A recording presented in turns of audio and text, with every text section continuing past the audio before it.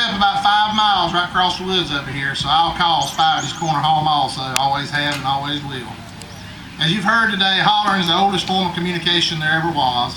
The first holler there ever was, they say, is one of the distress hollers. And a distress holler is if you were in trouble, then your neighbors had to find out where you were, so then you'd follow it with a locator holler. So a distress holler, they say, sounds like the first siren. Woo! Woo!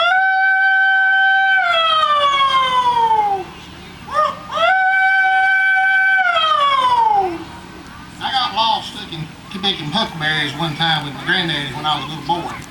And I did a distress holler that he had taught me, and he's 95 years old and still living. And I came with him to the very first hollering contest 41 years ago, just about to the day. So 41 years ago, so that was kind of special for me to come back to today to this hollering contest. But after a distress holler, you'd have to use a locator holler for somebody to find out where you were. So Granddaddy would holler back to me, "Woo! Woo!" And then I could holler back, "Woo! Woo!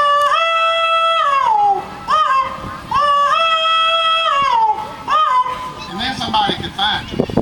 But a lot of the hollering that's done today is keeping alive a lot of the old songs and things that people used to holler when they were picking cotton, when they were out in the garden, or the ladies were calling the men up for lunch or dinner, and then the men out behind the mule and a plow, and they'd holler tunes. They didn't have whatever these things are you put in your ears, you ride around with on your bellies, and all these young guys got on their belts that you listen to. So they'd holler, and they'd holler tunes to entertain themselves, and that's the best part of the hollering to me, is doing some of the tunes. So I'm going to do a few of those in memory of some of these people that's gone on, like Mr. Leonard Emanuel and some of the others. But it'll go like,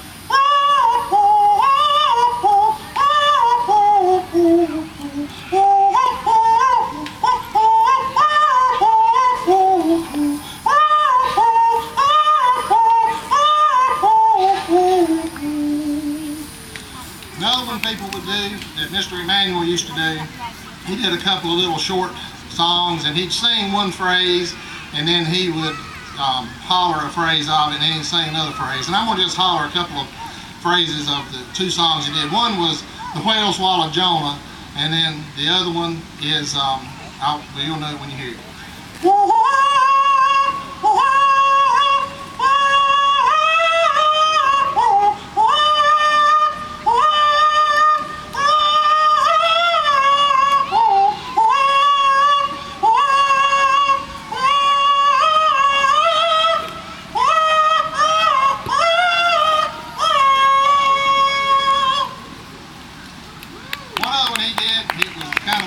One of my favorites, and that was "I Wish I Was Single Again."